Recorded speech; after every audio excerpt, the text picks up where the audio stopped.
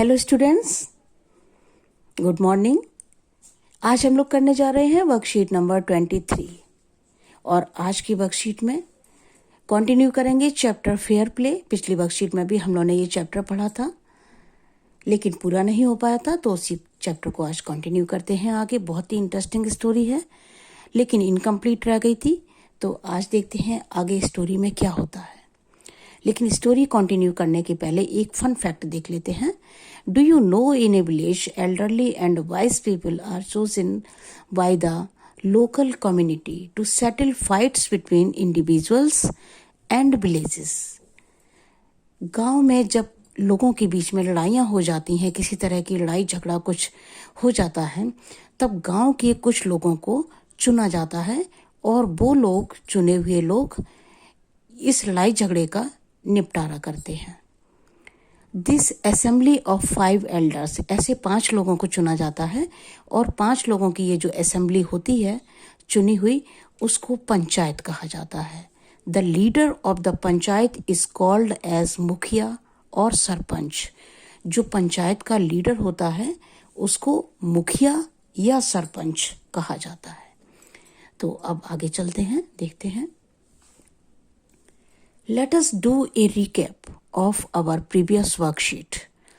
अपनी पिछली वर्कशीट में हम लोगों ने क्या किया था, कहाँ तक चैप्टर पढ़ लिया था, थोड़ा सा एक बार रिवाइज कर लेते हैं। Match the phrases in column A with the phrases in column B and frame complete sentences. यहाँ पर 2 कॉलम आपको दिए गए हैं और दोनों में कुछ फ्रेजेस हैं। अब ये जो फ्रेजेस हैं इनको हमें मैच करना है और जब हम इनको मैच करेंगे तो एक कंप्लीट सेंटेंस बन जाएगा। देखते हैं किस तरह से बनेगा। जुम्मन एंड अलगू। अब कॉलम बी के सेंटेंस से हम इसको मैच करेंगे, तो अगर हम इसको यहाँ से मैच करते हैं, Jumman and Algu were good friends, इसको हमने मैच किया। अब हम इसको जब लिखेंगे तो ये एक अपने आप में कंप्लीट सेंटेंस है। Jumman and Algu were good friends, हो गया ना कंप्लीट सेंटेंस। नेक्स्ट देखते हैं, जुम्मन्स ओल्ड आंट। अब हम इसको मैच करते हैं इससे और जब इसको मिलाकर लिखेंगे, Jumman's old aunt transferred her property to Jumman. ये देखिए आपका सेंटेंस यहाँ पर कंप्लीट हो गया। Next sentence, after a couple of years, इसको हमने मैच किया इससे। Jumman and his family were tired of the old aunt, और इन दोनों को हमने मिलाकर यहाँ पर लिख दिया। After a couple of year, Jumman and his family were tired of the old aunt. यहाँ तक हो गया। जुम्मन्स वाइफ ग्रज्ड इवन, इसको हम मैच करेंगे इससे। Grudged even the little food that the old lady ate every day. अब इस सेंटेंस को मिलाकर ये आपको करना है, दोनों सेंटेंस को मिलाकर, जैसे हमने ऊपर 3 सेंटेंसेस कंप्लीट किए हैं उसी तरह से ये सेंटेंस आपको कंप्लीट करके यहाँ पर लिखना है। नेक्स्ट देख लेते हैं, Jumman's aunt swallowed the food with the insult for a few month.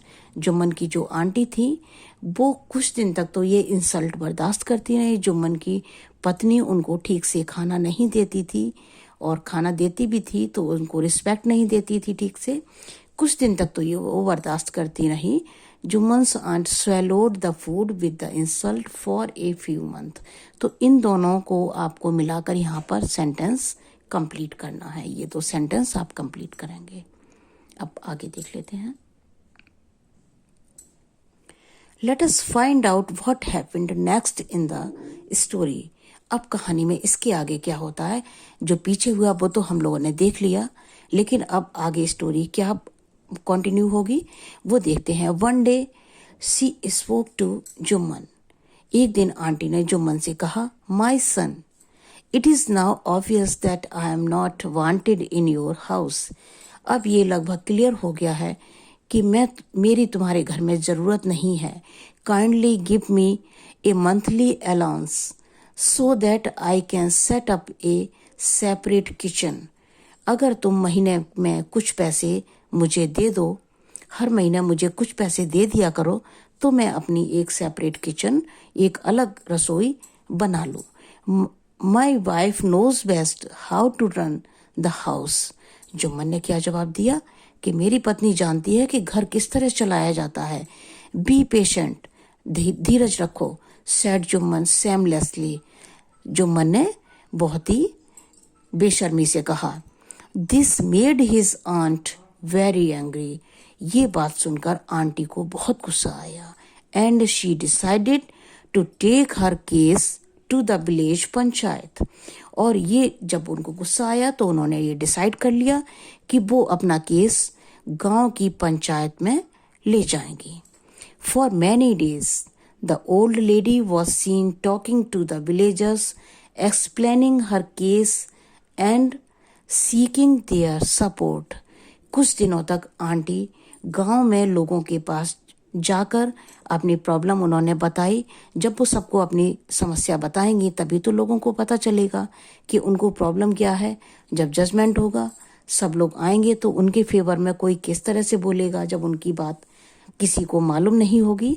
और इसीलिए वो आंटी सबको जाकर अपनी बात बताने लगी और सबको उन्होंने बताया कि हमारे साथ में किस तरह से इनजस्टिस हो रहा है।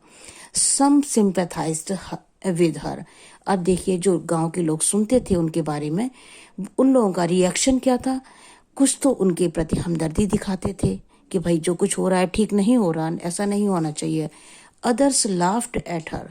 और कुछ उनकी बात सुनकर उनकी हंसी बनाया करते थे। And a few others advised her to make it up with her nephew and his wife.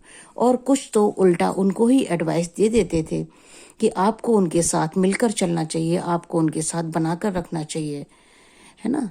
तो ये आपका पैराग्राफ हो गया। आगे स्टोरी। अब on the basis of your reading choose the correct word meaning from the help box and write them in the space provided. अब ये जो वर्ड मीनिंग यहाँ पर लिखे हैं उनको हमें इसके यहाँ पर मीनिंग से मैच करना है और उसका मीनिंग यहाँ पर लिखना है। तो मैंने आपको इंडिकेशन दे दी है और जिसको जिससे मैच किया है वो आप पूरा फ्रेज यहाँ पर मीनिंग लिखेंगे।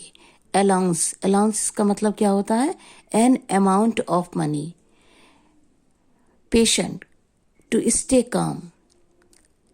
Shamelessly, not feeling bad about doing something bad. आप कुछ गलत काम कर रहे हैं और उस काम को करने में आपको कोई शर्म भी महसूस नहीं हो रही, आपको बुरा भी नहीं लग रहा कि आप कुछ गलत काम कर रहे हैं।